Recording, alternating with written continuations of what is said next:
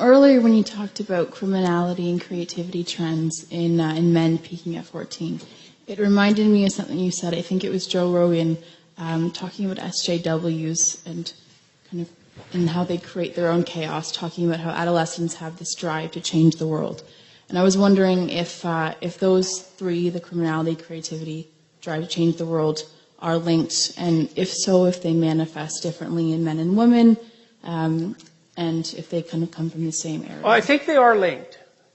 But I'm going to concentrate more on the second part of your question. Okay. So I'm going to ask you guys to think about something. So I talked to a friend of mine the other day. He's a very, very smart guy. And we've been talking about, well, all the sorts of things that we've been talking about tonight for a long time. And we were talking about the relative evolutionary roles of men and women. This is speculative, obviously. And because our research did indicate, it's tentative research so far, that the SJW sort of equality above all else philosophy is more prevalent among women. It's predicted by the personality factors that are more common among women. So agreeableness and high negative emotion. Primarily agreeableness. But in addition, it's also predicted by being female. And that's interesting because in most of the personality research that I've done, and as far as I know in the literature more broadly speaking, most of the time you can get rid of the attitudinal differences between men and women, or at least reduce them by controlling for personality. So if you take a feminine man and a masculine woman, then, the poles reverse. But that didn't seem to be the case with political correctness. And so I've been thinking about that a lot, because, well, men are bailing out of the humanities like mad, and pretty much out of the universities except for STEM. The women are moving in like mad. And they're also moving into the political sphere like mad. And this is new, right? We've never had this happen before, and we do not know what the significance of it is. It's only 50 years old. And so we were thinking about this. And so I don't know what you think about this proposition, but imagine that historically speaking, it's something like women were responsible for distribution and men were responsible for production. Something like that. And maybe that's only the case really in the tight confines of the immediate family, but that doesn't matter because that's most of the evolutionary landscape for human beings anyways. What the women did was make sure that everybody got enough. Okay, and that seems to me to be one of the things that's driving, at least in part, the SJW demand for equity and equality. It's like, let's make sure everybody has enough. It's like, well, look, fair enough, I mean, you can't argue with that. But there's an antipathy between that and the reality of differential productivity, because people really do differ in their productivity. So, all right, so to answer your question fully, I do think that the rebellious tendency of adolescence is associated both with that criminality spike, especially among men, and with creativity. Yes. I think that the SJW phenomena is different, and I think it is associated, at least in part, with the rise of women to political power. And we don't know what women are like when they have political power, because they've never had it. I mean, there's been queens, obviously, and that sort of thing. There's been female authority figures, and females have wielded far more power historically than feminists generally like to admit. But this is a different thing. And we don't know what a truly female political philosophy would be like. But it might be, especially if it's not been well examined and it isn't very sophisticated conceptually. It could easily be, well, let's make sure things are distributed equally. Well, yeah, but sorry, that's just not going to fly. Do you think in terms of the West with SJWs, and you talked about last lecture as well, creating chaos when there is none, otherwise it'd be static, do you think there would be any validity in saying that in a country like Canada where we're pretty gender equal, is there any merit to thinking SJWs are trying to create chaos even when there arguably is none on a mass level? Obviously there's still problems. Why would they do that? Otherwise it would be static. And that drive, it wouldn't, but I'm just wondering.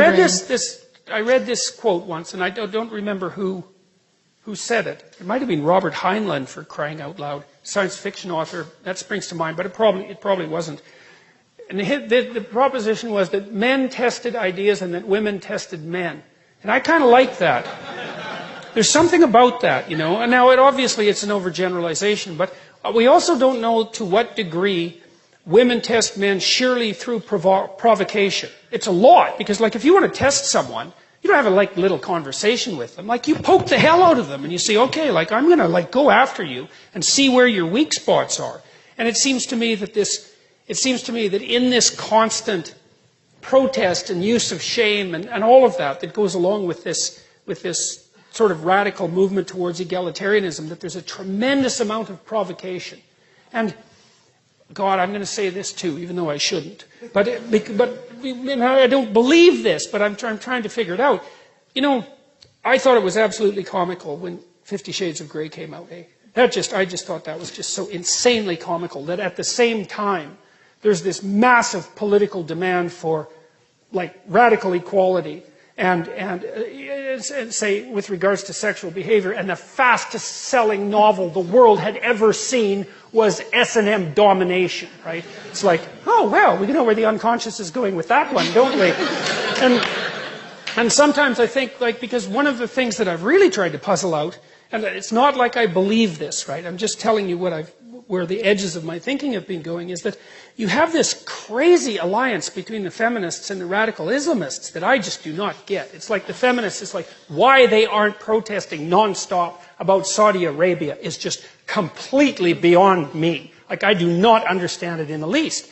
And I wonder too, I just wonder bloody well, this is the Freud in me, is like, is there an attraction, is there an attraction that's emerging among the female radicals for that totalitarian male dominance that they've chased out of the West? And I mean, that's a hell of a thing to think, but after all, I am psychoanalytically minded, and I do think things like that. Because, like, I just can see no rational reason for it. The only other rational reason is that, well, the West needs to fall, and so the enemy of my enemy is... My friend, exactly. Now, what is it? I got that wrong, but...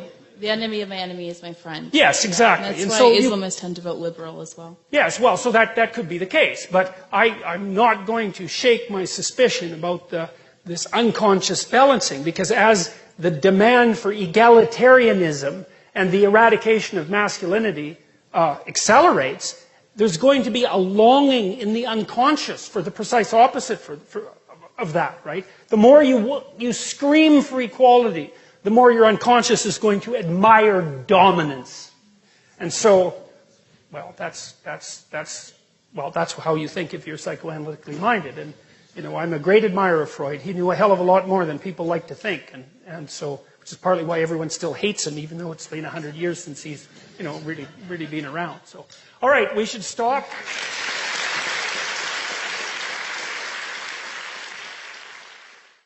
It's so primitive. These conceptions, this idea that identity is your choice, is such... Identity isn't your choice when you're 3 years old on a playground for the first time. Identity is negotiated with other people, which even the bloody social constructionists admit. The idea that it's a whim, that it's something you choose on the basis of your personal, of a personal feeling is... Really, it's that level of understanding is approximately the developmental level of a 2-year-old. And I mean that technically, because generally 2-year-olds aren't capable of putting themselves in someone else's place, or they're not as capable as they will be. Yeah. And so the idea that you can just impose your identity on me that's completely insane. We negotiate our identities with other people all the time. Well, this is actually something I've been mulling over as well. The idea of gender roles, and I haven't really fully formulated this thought process yet, but since I've got you, I thought I'd run it by you. I don't understand how they can claim there are more than two genders, because as far as I can tell, gender is like a handshake. It's a series of cues and signals. For example, like if I take a lady out to dinner, I'll pull the chair out so she can sit down. She knows what she's supposed to do because there's an understanding from just previous context of our lives. And if I don't say pull the chair out and she's expecting me to do so, then I fail. She may well be like effectively holding out her hand to be shaken, and I'm not taking the hand and shaking it. And so for them to unilaterally say, right, okay, there are thousands of genders, and genders are all social construct, they're all performative in nature, they're all, everyone's basically a tabula rasa and they can just choose whichever they want. It's obviously not true, because I mean, if I don't, it's not like, say, it's a two-way street. It's, if I don't know what I'm supposed to do with someone who identifies as a demi-girl or whatever, pick a random made-up gender that they've got. If I don't know what the process around that is, then we don't have a gender interaction. We don't have a handshake. Okay, so while you put your finger on an essential weakness in the philosophy, it's like, first of all, the idea that gender